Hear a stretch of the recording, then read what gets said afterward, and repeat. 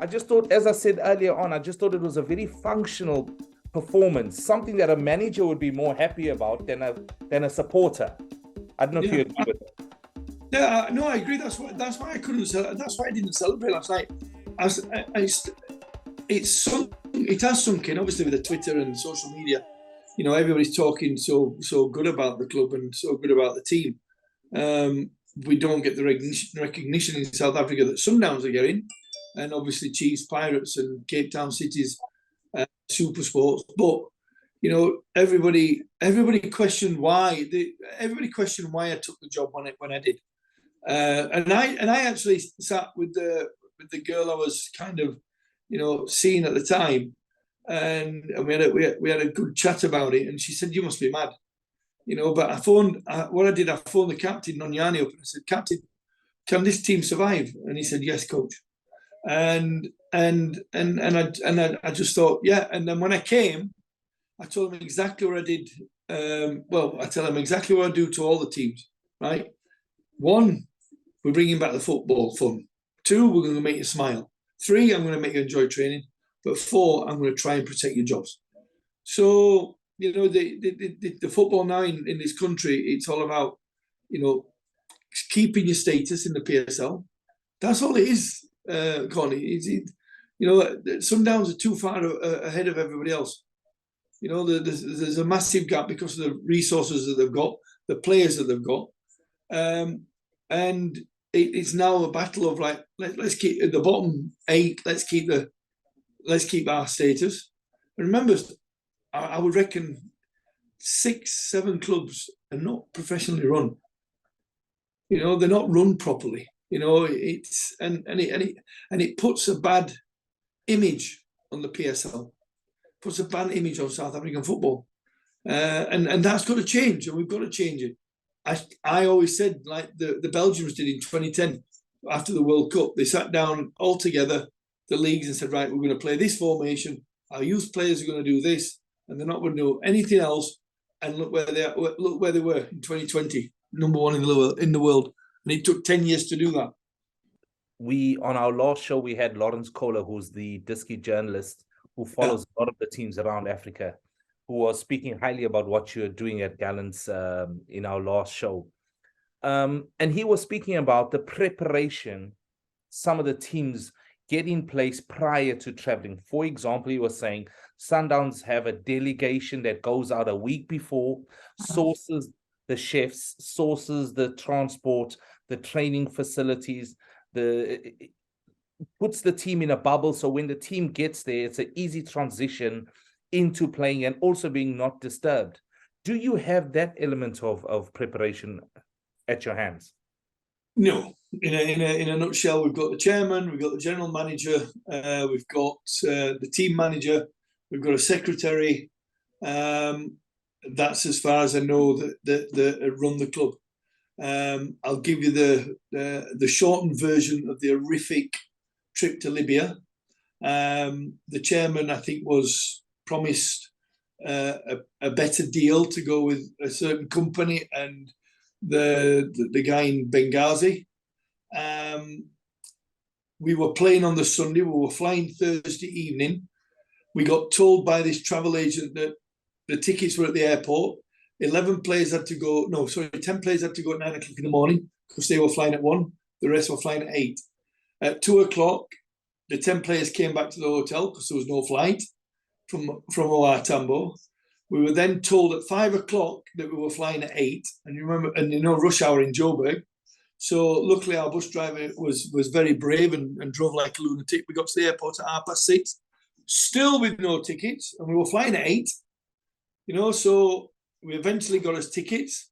We checked in. Some checked in the bags, some didn't. We were then flying to Istanbul, you know, and we got to Istanbul without a connecting flight to Benghazi. We spent 16 hours in transit, no food, no water, apart from the water dispensing machine, which, you know, wasn't working particularly well. No internet. You had a 1-hour voucher for internet in Istanbul. And we were stuck we were stuck. No flights, no flight ticket. We couldn't go out the airport. We couldn't go into the airport lounge. We had to get the ambassador of South Africa to come and help us. So we flew at 8 o'clock Thursday night.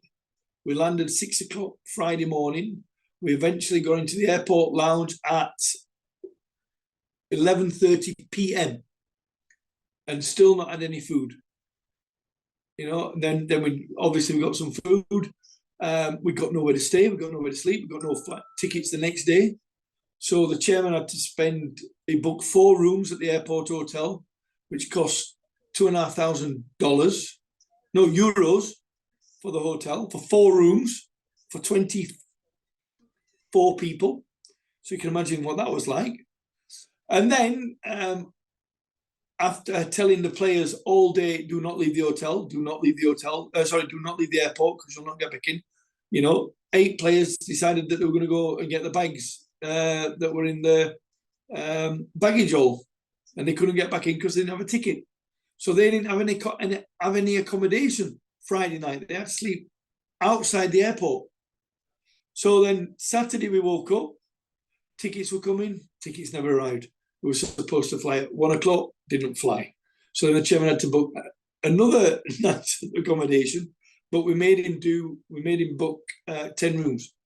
There were 4 players and 2 staff outside the hotel, outside the airport, still couldn't get in. And they didn't travel to Benghazi because they didn't give them a ticket.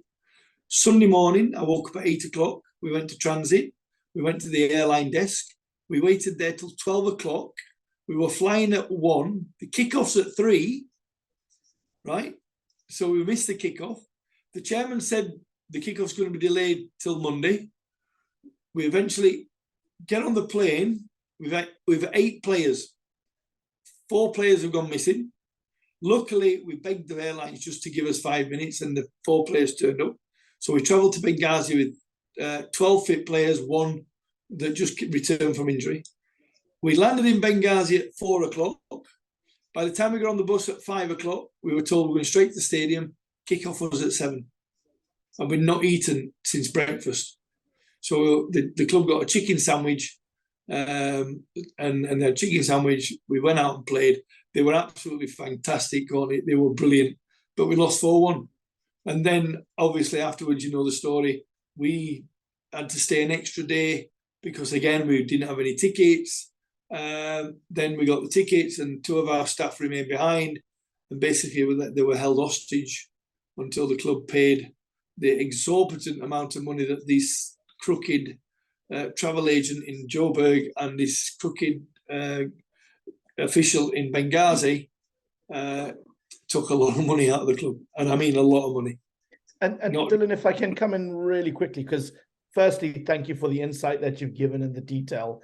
I mean, listening to that sounds traumatic and on so many levels and really unprofessional and a real challenge for you to go to. But we will have listeners out there who might not be familiar with the story. And I think just to remind everyone, it was Marumo Gallants had 2 of their staff members that had to were effectively held captive in a Libyan hotel for 3 weeks over the financial dispute with the travel agents and the hotel, and it was only after some intervention from the South African government and the bill was paid that the situation was resolved.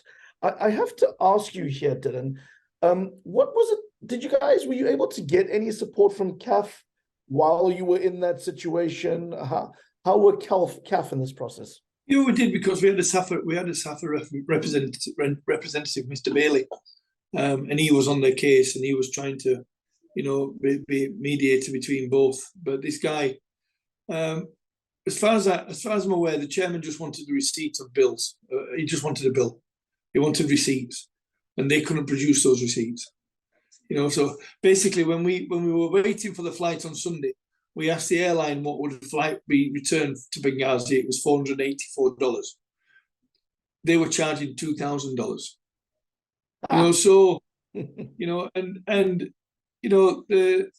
This guy in Johannesburg, I mean, every 10 minutes we were phoning him. Oh, give me 10 minutes, I'll sort it. 10 minutes, 16 hours. And it was freezing in that terminal. Freezing. There was there was nothing there. Dylan, listen, you've been fantastic with your time. I've just got one more question, and that's for you specifically about yourself. I know you, after losing the Swallows job, you were out for quite some time. You took a lot of time off. How did that benefit you, that period that you got into this job and were just so good to go? Because I was following you on social media, how you were looking after yourself, the things you were doing, you were getting out into the country. How did that benefit you in preparation for the new role? You know, when I'm in my work, it's 24/7. You know, I'm downloading stuff as we speak. You know, from Yanga's game. I've done the Maritzburg stuff on the bus. But yeah, I didn't want to come back into football after Swallows. I thought the way that Swallows dealt with the situation, the way they handled the situation, I felt cheated and I felt angry. And going to Durban, which is one of my favourite places especially in Umhlanga, it took me away from the football. Even though I was still doing my coach education, my CPD stuff, it gave me time to just step away from the game. I wasn't interested in watching South African football. Didn't interest me. You know, I'd watch English Premier League. If I were lucky, I'd watch maybe Barcelona, but I wouldn't watch South African football. I switched off. And I didn't really, at the time, think that anything was going to happen. There'd been rumours of Amazulu, there'd been rumours of Sekhukhune, there'd been rumours of Stellenbosch, there'd been Richards Bay. There was all kind of, you know, the paper talk. But I didn't let it affect me, and I was doing lots of walking. I was walking plus minus 16 miles a day, which was great for me mentally, because there's nothing worse than sitting in the house, you know, especially in a beautiful hot country. If it's pissing down with rain and freezing cold, yeah, sit in your house, put the fire on and watch TV. But when you're in South Africa, you've got a beautiful ocean and some nice places to walk. It helped me. And so when the chairman called me up and asked me to go and see him, I said, I'm not going to speak to you because Dan's still in charge. And I says, and when you decide to let him go, then I'll speak to you. And the next day he phoned me up. He said, look, can you fly? I said, I'll fly tomorrow. And like I said, if it wasn't for that, if my captain had have said, look, nah, we don't, then I would have totally not taken the job, you know. But he said, no, this team's good enough to survive. And touch wood, we're going to survive. We're going to survive, you know, and not being too blasé about it. I think we've got the right characters now that they're on a high, and they're not talking about money at the moment. They're not talking about bonuses. They're actually listening to me and talking about keeping their jobs alive. Dylan, you know, you've been very open about your preparations. You spoke about Africa. You spoke about your chances in the semifinals coming up, which, you know, Gallants rightly so have put themselves in that position.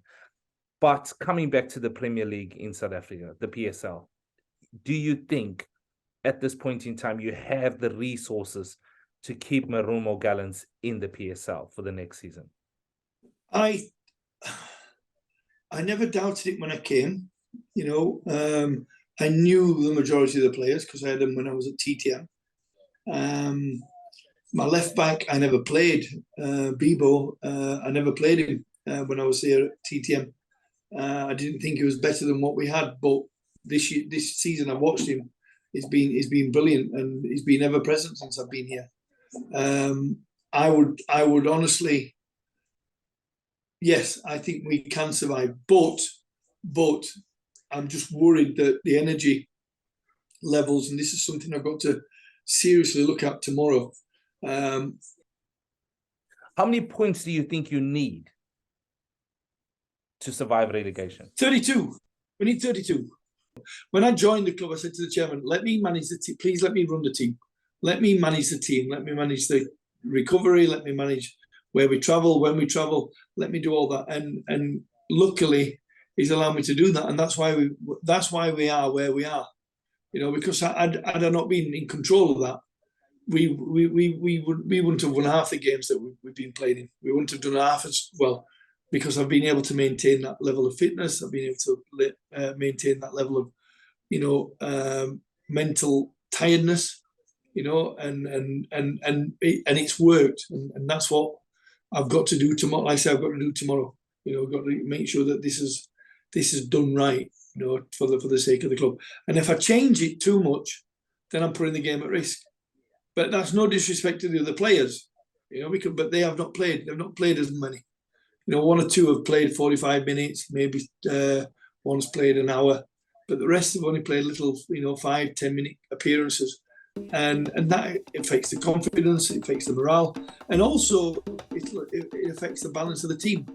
So again, I've got to look at 3, 4, 5, 6 different things that could put that result in jeopardy, and that comes down to me then.